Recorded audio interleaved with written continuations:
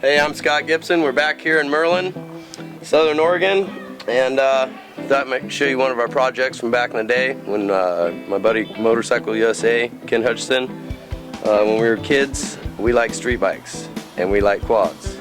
So we decided we might take a street bike and build it into a quad.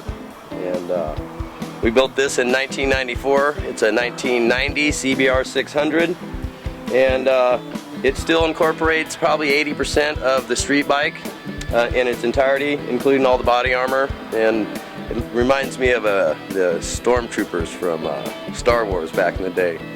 But this thing gets it. It's the real deal. Ended up at Sandfest at the Oregon Dunes. Had the photographer freak out. And he's like, that thing just is phenomenal. At the time, I had a motorcycle sales and service shop, and it worked out perfect because it was some advertising that I didn't expect. But this thing originally was designed to have some fenders put on it and get registered on Oregon highways, and I originally wanted to load up my dirt bike or my paddle tires, my gas cans, and ride this thing over, trailering everything I would bolt on at the parking lot of the sand dunes. As you can see, I've wrecked it a couple times, so we haven't got that far. First time I met Steve-O on the trail, I was at the dunes, and I had pretty much just put a new battery, cleaned the carbs, got it running, been setting for a while. Was down here on the pavement, heating up the brakes. The brakes came apart. I put it in the ditch at probably 80 miles an hour. So Steve got to meet me at like 40%. Road rashed out, 3 broken ribs, punctured lung, but we still charge hard on the trail. But yeah, this thing's good times, a lot of fun. All right, folks, so here she is. Now tell them, Scott, there's been a little bit of damage done to it because when I did meet you, you had just crashed this and rolled it about 4 times, right? We did. We broke I lost my back brakes, came into a corner real hot, cut the inside of the ditch, kind of using it as a berm. As I came back up onto the pavement, this thing was pulling some serious G's on this front wheel. It snapped the tie rod and spindle, and literally the tire went like that in about a half a foot, and it endoed itself into the pavement, taking out the headlight and doing some handlebar damage. But all in all, the axle is still straight, a couple parts, and she's back in business.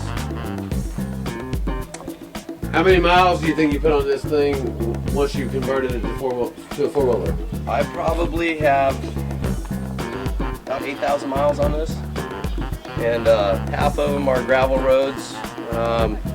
There's a lot of sand miles on it, and we can't help but take rides at night around on it.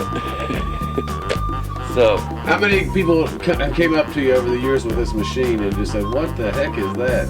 The coolest thing I ever heard, we pulled in the dunes for the first time, and a 10-year-old kid come swinging a door out of an RV, and his eyes got this big and was like, "Oh, Dad, you gotta come look. It's a Ninja on 4 wheels." So, being it's a Honda and not a Kawasaki, we had to stop and correct the young man. We didn't want him sounding stupid. You're gonna talk about bikes, you gotta know what you're saying. But no, it was cool just to see it light somebody up like that, you know?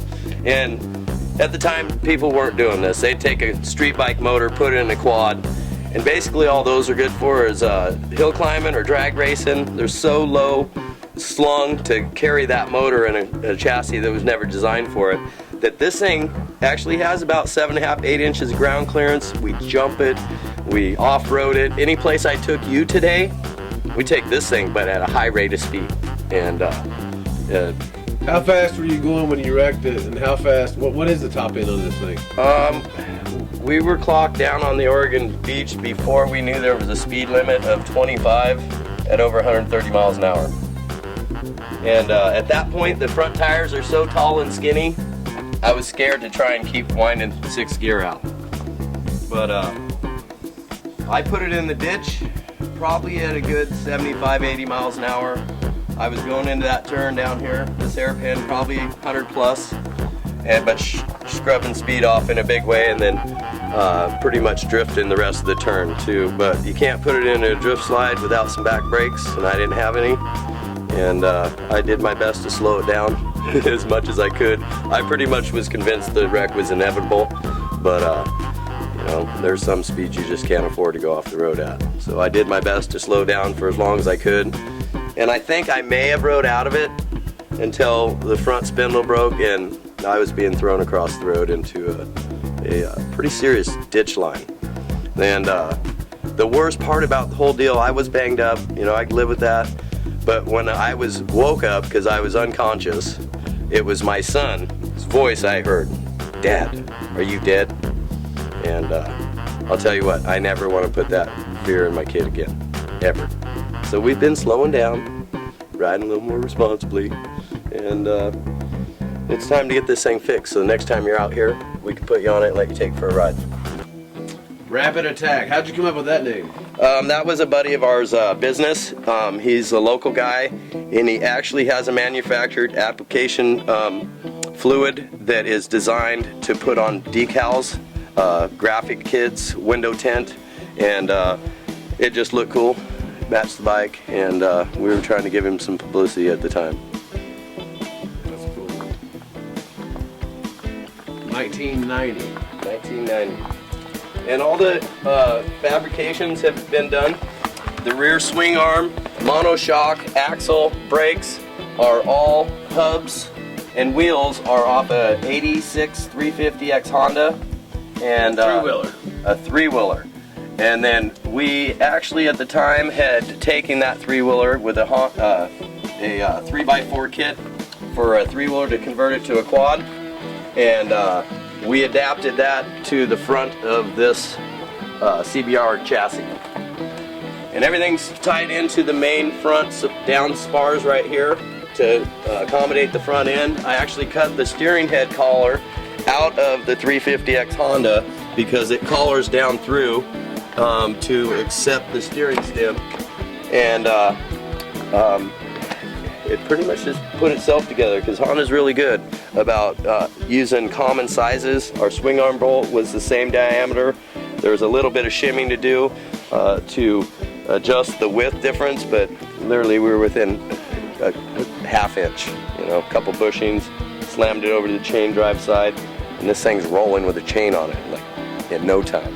The toughest thing was we had a foot peg that incorporated the master cylinder and the pivot point for the back brake that all had to bolt into the factory bolt holes, and we took and dropped our pegs. Factory street bike pegs would be about here, and it puts too much weight in the rider position. We wanted something more neutral and comfortable and an upright deal, so our handlebars aren't down no more. We've raised them up. Granted, these ones are bent from putting it in the ditch, but putting those up higher and dropping these down and forward, this thing is very comfortable to set on all day. And other than maybe banging your, you know, your more conservatives, there really isn't any problem with taking this anywhere you take any other quad.